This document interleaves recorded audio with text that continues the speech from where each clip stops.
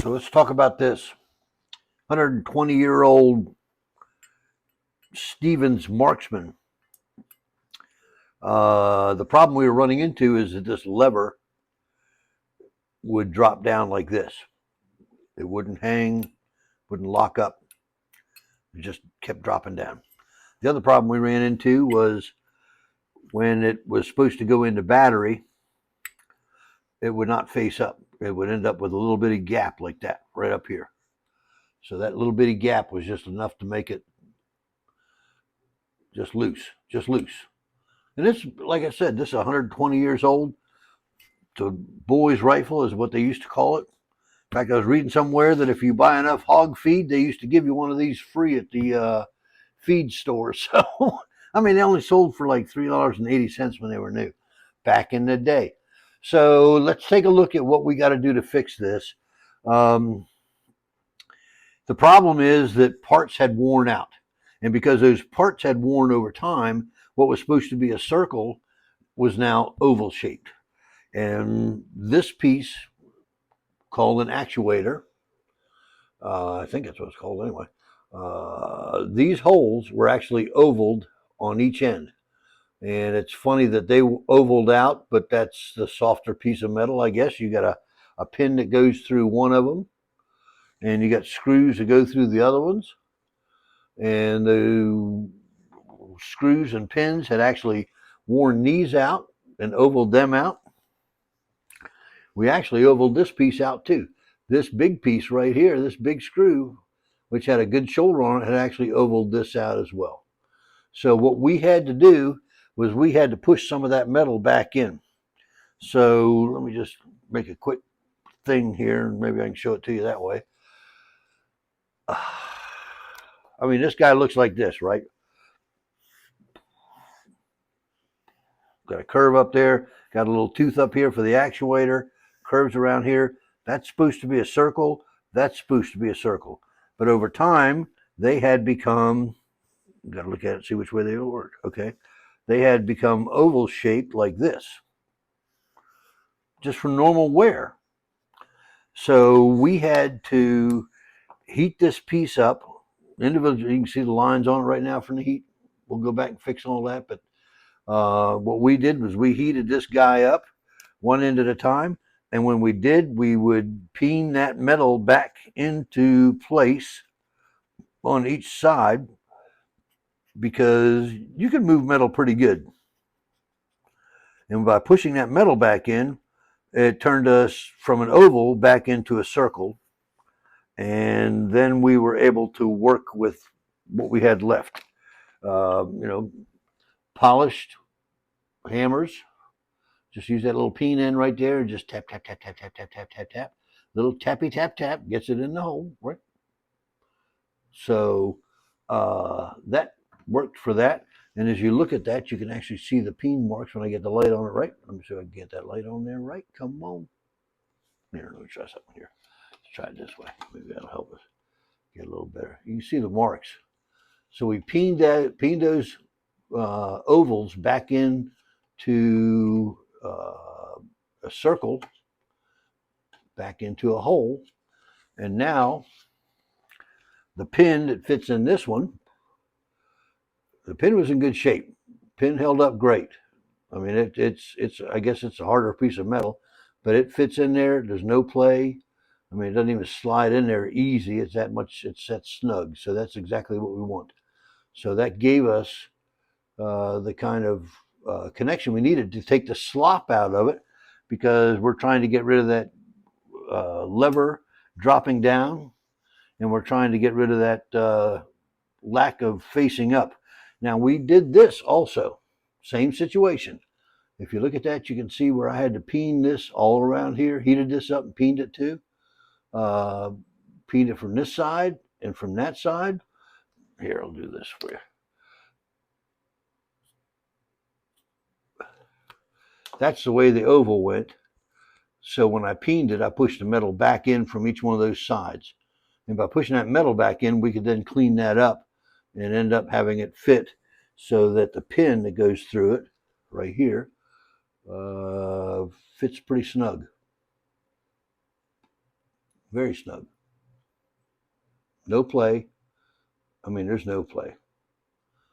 And part of the way I did that was I tapped it in, pushed it down, cleaned it up, and then slowly tapped this back in a little bit, which pushed the metal back out of where I didn't need it, away from what I wanted, so that when I'm done, it fits pretty snug. I mean, that's pretty snug. So let's put it together and see if that solved our problem. Oh, here's the other thing.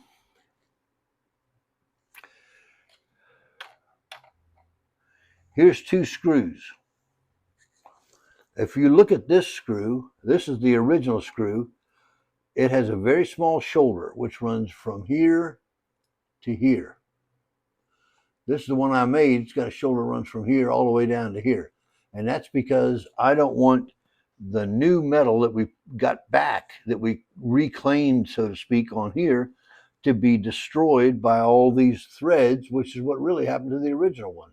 It just wore that down and helped that to oval out. So here's our new screw, bigger in diameter than this one. This one's fatter. So we had to drill out this guy to make that new one fit just a little bit. And hopefully that will take up all that slack and sloppiness that we're dealing with, so that we can get this to face up and have the lever snap into place like it's supposed to. So let's see if we got it done right. Let's see if we are successful. You ready? You never know. It's always a wild ride. So let's have fun together. All right. First thing we got to do is let's go ahead and put the actuator in this guy, and that's done with that pin that we were talking about. Now, normally pins, always you drive pins out from the left side to the right side and push them in from left to right. But this one, I don't know if you can see it or not, it's actually been peened over from the other side. So we're going to put it back the way it goes, because after 120 years, this guy only knows one way to live. And if we try to change that, let's get our bamboo chopstick here to line that up. There you go. So you just look, just a little bit more. Tappy, tap, tap, tap, tap. Look how that fits. That's perfect. Nice and snug. This guy doesn't have any wiggle to him. That's what we want. So that part's done. Let's slide that in here. And yeah, when you put them back together, you got to put them back together with the same parts facing the same parts, because they've gotten to know each other. They're friends. They've worn in. If you look at them, there's a wear pattern. If you change the lifters in a motor after X number of years, you're going to have a noisy problem. All right, so this is just a bamboo chopstick. Doesn't leave any marks. Lines up easy. Let's see if that guy goes right in there. Come on. Let's give it a little tappy, tap, tap, tap, tap, tap, tap.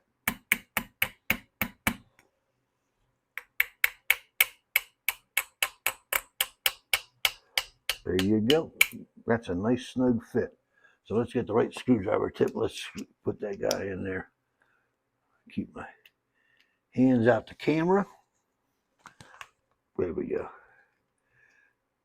All right.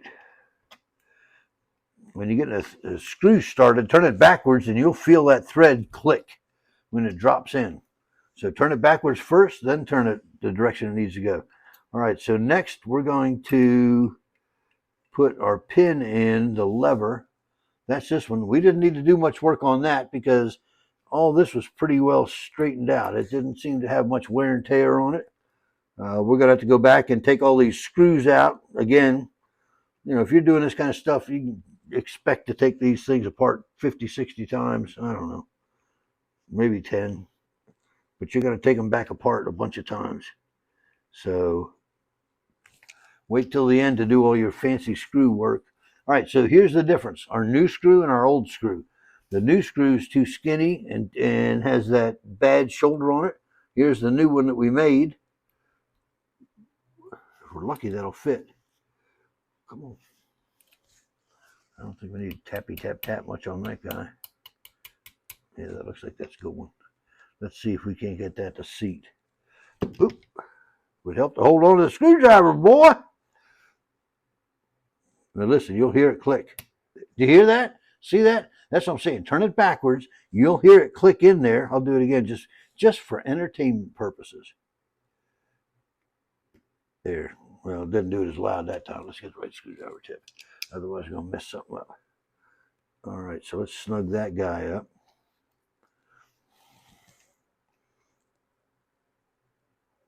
Okay. All right, moment of truth. Let's see if we run the action. See if we get a good lockup up here. See if that faces up. See that? And did you hear that? Did you hear that? Listen to that. Ready? Let's do that again, just for fun. Ready? Faces up and clicks. Click. It's right there.